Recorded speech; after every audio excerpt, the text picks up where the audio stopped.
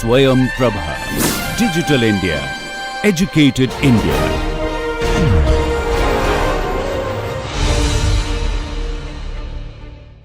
It's a real delight for me to be here in the conference in honor of Professor Satyamurthy. So today I'm going to talk about work we have been doing for about 10 to 15 years on fragmentation-based methods for calculating large molecular properties. And the work was done by a lot of students that I will acknowledge as I go. But first of all, let me say a few things about our Professor Satyamurthy. So he has had an incredible influence on Indian science for a long time. In addition to that, he has been a leader in many different ways in India. So I grabbed a few pictures that I've been taking over the years to acknowledge him. So these are a couple of pictures that were taken by me at the Chemical Research Society of India meeting in Hyderabad in 2017.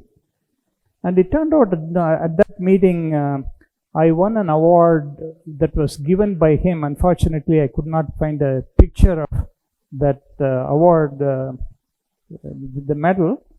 So here is the few pictures, and I would also like to acknowledge that we got to know Suguna Satyamurthy at that time, and since that time we have all become very good friends. So this was a picture taken with him at the conference in Puri about 5 years ago. Satya and I, we took an early morning trip to see the Puri Jagannath temple, and this was a picture that was taken at that time. So this is in Jaipur in 2023, again with Sauropal, my wife Akola, and Suguna. And it turns out one of the things that I do in life is to take selfies. So here is a selfie that I took with Sati. And this was a picture taken just a couple of months ago in Ashoka University, again with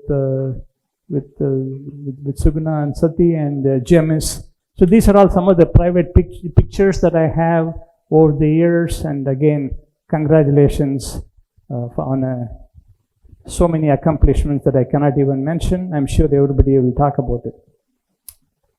All right, so what I'll quickly go through many things in the next 20-25 minutes. So in quantum chemistry, there's always a conflict between accuracy and applicability. Accurate quantum chemical methods, they can only be applied to small molecules, and if the method is not so accurate, it can be applied to large molecules, but still the modern quantum chemical methods applicability is typically limited to a couple of hundred atoms or so. This is where there is a need to develop methods that are broadly applicable for large molecules, and this goes to the development of fragmentation methods, which is an area of intense interest, and many developments over the years, at least for the last 20 years. So from our own point of view, there are two broad approaches to fragmentation, starting from overlapping fragments or starting from non-overlapping fragments. This is a slide that we put together many years ago. There's a range of developments in this field, and one of the pioneers is Professor Sridhar Gadre, who is here. He will be talking probably about it later. So we started working in it around 2011 or so, and our method is called molecules in molecules fragmentation method. The idea here is that if you have a large molecule that is too big to do a direct calculation on, we initially break the single bonds in the molecule between heavy atoms to have what we call monomers, and then these monomers will interact with the neighboring monomers to give what we call primary subsystems. And if you sum up all the primary subsystems, you do overcounting. So in order to avoid that, you have to, in order to take that into account, we have what are called the derivative subsystems, which come from the overlap. These are simple ideas from set theory that can be used to develop the ideas further. There are many ways in which the fragmentation, the assembly can happen, either based on a number of monomers, distance between monomers, and other ways in which they can be done. And we have come up with our own schemes for doing them. So once we get all these primary and derivative subsystems, we need to sum up the energies using the standard set theoretical principle called the inclusion-exclusion principle, where you subtract the 2-body overlaps, add the 3-body overlaps, etc. And once we do that, then you have a energy of the molecule in terms of the fragments. That we call it MIM1 with one layer. The other idea that we introduced in the same paper in 2011 is that you don't need to stop there. You can try to evaluate what is called a 2-layer model, where you can use a cheaper level of theory to estimate the long-range interactions. And that model within our methodology, we call it MIM2, 2-layer MIM model. Similarly, you can extend this for even more layers. And what we showed at the time in the original paper was that if you take these long-range interactions using a second layer, you can perform much, much better. So this is from our 2011 paper. This single layer has large errors, but once we go to the second layer, then you can get much, much more accurate results. And we have developed these ideas further over the years. In addition to this 2-layer model, the 2-layer model, Professor Gadre and co-workers, they have a method that they call a grafting approach, which is very similar to the 2-layer MIM model, where you can use a cheaper level of theory to estimate the longer range interactions. So more recently, we have also been working with 3-layer models, which are needed for very large molecules. The ideas are essentially similar. Now you estimate the intermediate range interactions using moderate sized fragments, and then the long range interactions with even smaller fragments. And these are all the methods that we have been applying to a range of problems. And I will give an example of 2 or 3 applications quickly over the next 10-15 minutes. The first thing I'll talk about is, once you know how to calculate energies of large molecules, what can you do with it? One of the areas where we have been doing a lot of work has to do with what we call a computer-aided drug design or structure-based drug design. Essentially, how to calculate the interaction energies between a protein and a drug molecule that are referred to as ligands. So this is something that we have been doing now for about 7 or 8 years. The idea here is that if you wanted to evaluate the interaction of drug molecules with proteins, traditionally what is done in pharmaceutical companies is just simple molecular mechanics based methods. So what our initial idea was that you need to have a quantum mechanical interactions included appropriately and correctly, but then the calculations are too difficult to do. So once we developed our fragmentation based methods for large molecules, our methods can be applied to systems of 1 or 2,000 atoms. So we went to work on for the protein ligand interactions. So in this case, typically we use a 3-layer model.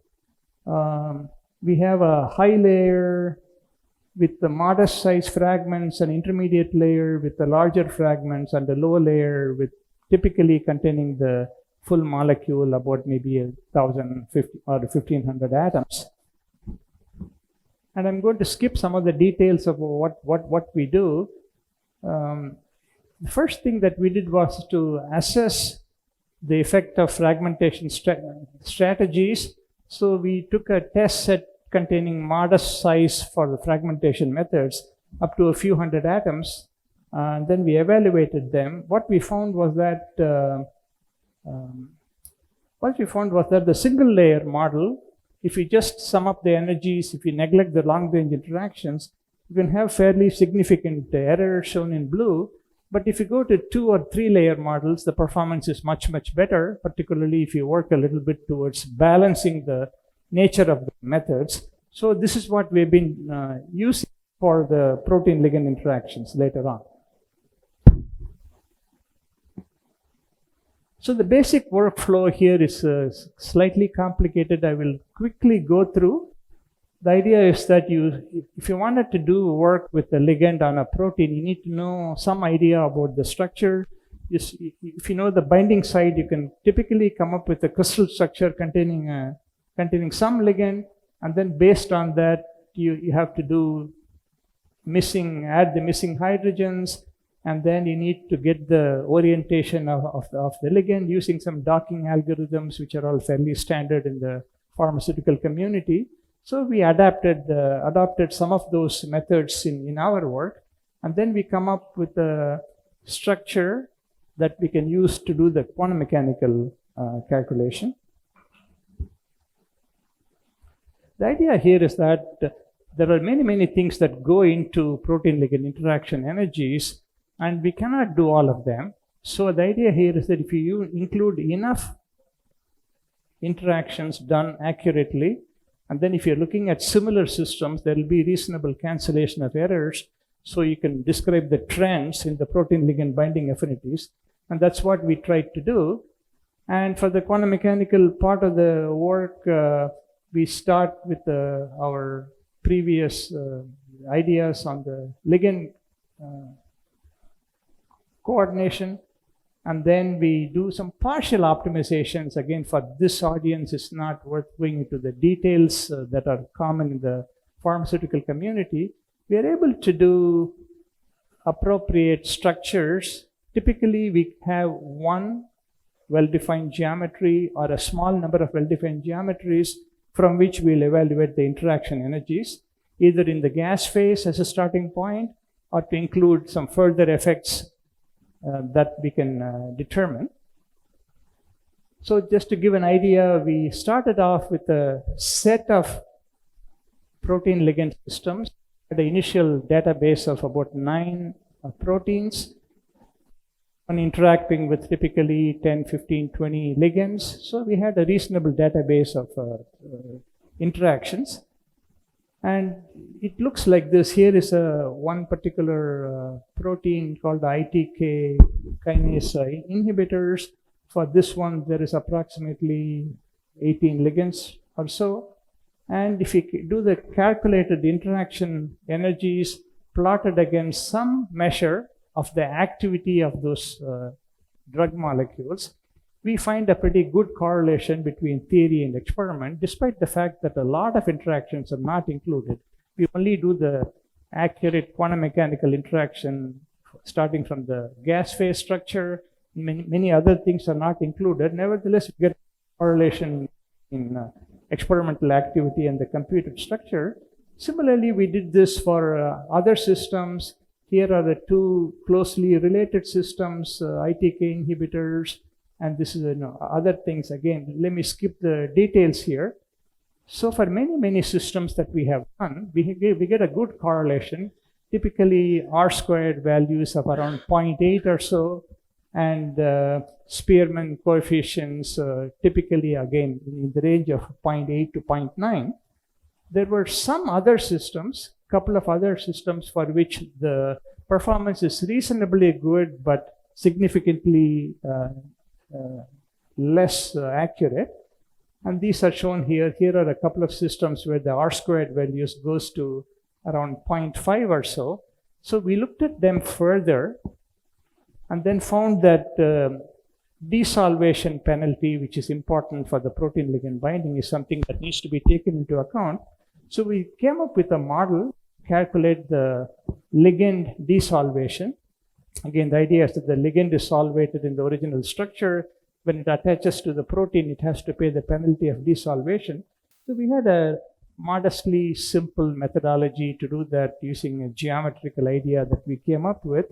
And then once you include that, then we were able to get a much better performance. So here is one data set where the R squared goes from 0.5 or so without the desolvation penalty to performance which is much, much more reasonable.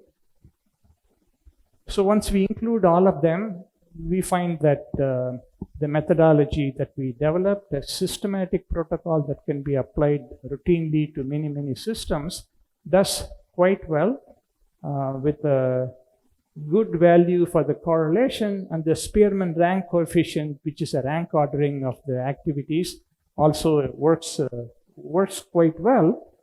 And for those of you who are not familiar in this field, I just want to do a comparison between what we do and what is typically done by many pharmaceutical companies and using the standard methodology. So here is a comparison of the 9 different data sets I'm talking about for our 3-layer MIM model, our fragmentation-based model. For the R squared values, typically we get pretty good values. The standard methodology, 2 different models that are used in the pharmaceutical community. One of them is called the molecular mechanics-based generalized Born solvation approximation. This model, or something, a much simpler model called a glide score. So our method consistently does significantly better, on average substantially better than those models. So this looks optimistic for follow-up in future work. So now I want to go a little bit further and talk about a couple of other applications. One of them has to do with, in addition to just the energy evaluation, we can evaluate properties. So the idea here is that if the energy of a molecule can be evaluated as a sum of all the fragment energies, then we can evaluate any property as a sum of all the properties of the individual systems. Because most molecular properties, they are some kind of a derivatives of the electronic energy with respect to external perturbations. So we have done a range of properties, in particular IR, Raman, VCD, Raman optical activity, and NMR. One of the methodologies where there has been a lot of interest in, again, in the pharmaceutical community is NMR for biological systems. So I will talk a little bit about that in our applications. So the NMR shielding so this is now related to a property, second derivative of the energy with respect to the internal magnetic moment of magnetic nuclei and an external magnetic field. Is something that we know how to calculate in quantum chemistry for small systems. And once you have the energy as a summation over all the different fragments, we can sum up all the individual derivative calculations and come up with an extrapolated value for the NMR chemical shift. And again, initially we did some calibrations using some simple peptides. And essentially what we saw was that the error coming from the fragmentation is negligible, very, very small. So essentially, our fragmentation method will reproduce the energy of a full calculation very precisely. So that means that the error that we have to worry about is the error of the inherent methodology, the density functional or whatever that we use. And so based on this, we carried out a lot of work in the last 6-7 years. And so this is one work done by Joan, who was one of my former postdocs. He was a graduate student of Professor Gadre. And he looked at one particular peptide. This is a peptide. This contained about 600 atoms or so, which was fairly big at the time when he did the calculations 7 or 8 years ago. So the idea here is that if you just take these peptides and do a simple calculation of the NMR chemical shift, the performance is very poor. The gas phase work doesn't work at all. And then the implicit solvation models that are common in quantum chemistry, where you just use a simple dielectric environment of solvent, is still not good at all. So what we found at the time that if you added solvation, particularly this is important for the amines and amides, which are there in many proteins. And only by including the explicit interaction with the water molecules can you describe the NMR chemical shift. At that time, we came up with a model starting from a molecular dynamic simulation and putting about 100 water molecules or so, came up with a structure that we used using what we call a explicit plus implicit solvation model. Basically, you have this some number of explicit solvents, in that case about 90 water molecules, and then embedded in an implicit solvation. The performance was very good. So this is something that was done at that time. Since that time, I have another student, Shruti, who came from IISER Mohali, and what she found was that doing solvation based on 100 water molecules is cumbersome to come up with a reasonable structure. What she found was that if we just have one explicit water molecule attached to each amine or amide, you can come up with a performance which is very similar, and that provided a simple protocol, much simpler for us to execute over a large range of systems. And the typical performance here is that for the proton chemical shift, we can do around 0.3 ppm, which is considered to be quite close to what can be done in the best methodologies. So this is something that Shruti did. Later on in work that she had done, this came out to be quite interesting. What she found was that previously I talked about a multi-layer model being important when you do fragmentation-based methods, because the long-range interactions, they contribute a lot to the energy, but it turns out the long-range interactions, they don't contribute to properties like NMR chemical shifts. So these are local properties of individual structural units. And so a simple model, one-layer model, which can have a fairly large error in the total energy, but when it comes to the derivative properties, it can do quite well, essentially identical to that of the multi-layer models. And so what she found was that even using a single-layer model, this is for nucleic acids, she was able to get a performance very similar, 0.3 ppm performance. And then later on, she did some bigger systems, again using a single layer model with only one explicit water molecule per amine or amide. That works really well with 0.3 ppm. And more recently, we have been combining these models with the machine learning algorithms to do similar performance, even cheaper. The other thing is that once you go to the single layer models, MIM1, then the scaling is very, it's basically linear scaling. As a molecule gets larger and larger, the number of fragments increases linearly with the size of the system, but the size of the fragments is independent of the size of the big molecule. So overall, we get linear scaling. And this is something that Shruti was able to demonstrate, up to around 1,200 atoms. Even if you go to the higher order MIM models, it still goes to linear scaling, but it gets a little bit more complicated. But this one is very easy to do, and we've been doing it for very large molecules now. So finally, I want to talk about, in a couple of minutes, talking about a topic close to Professor Sati's interests. Again, looking at potential energy surfaces. And this work was done by Ankur, who came from IISER Mohali, recommended by him. So this is something that I'll just say a few slides before I stop. So one of the things that we wanted to do with fragmentation methodology was to look at chemical reactions. But chemical reactions, inherently, the structure of the molecule changes, the bonding of the molecule changes.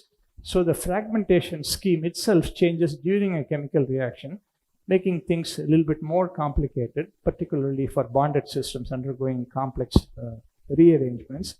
For example, here is a system with a simple keto-enol rearrangement. You have you have two different alcohols going through a ketone in an intermediate, some chemical rearrangement. So how do we do things like this? So Ankur looked at a variety of these kind of problems. And the idea here is that these are multi-step chemical reactions. You have a reactant, and then you have a product, and one or more intermediates. So what he found was that for a given reaction step, going from reactant to the intermediate, looking at the transition state structure, you can come up with ideas on using one fragmentation protocol to consider one path. Similarly, do it for other paths, other steps too. And if you do that, there is a problem that, if you describe the first step with one fragmentation protocol and the second step with a different fragmentation protocol, that intermediate will have to be done with two different protocols, leading to some small discontinuity. And we came up with ideas of how to minimize that using a minimum norm least squares algorithm that was later on applied by Ankur to look at a variety of rearrangements using fragmentation. And we were able to come up with pretty good potential energy surfaces which compare very well with the unfragmented calculations. So let me just summarize and say that we have done a fair amount of chemistry using fragmentation methodology, using these linear scaling methods. And the examples that I gave today, protein ligand binding energies, which is a complex problem, can be done much better than what the pharmaceutical companies routinely do. NMR spectra can be done for very large systems. We have done up to 1,500 atoms, but much more can be done also. And finally, some initial ideas on doing reactive potential energy surfaces and dynamics can be done using fragmentation. Now let me just put up the slide of more of my students over the years who have done all the work, and I thank you all for your attention.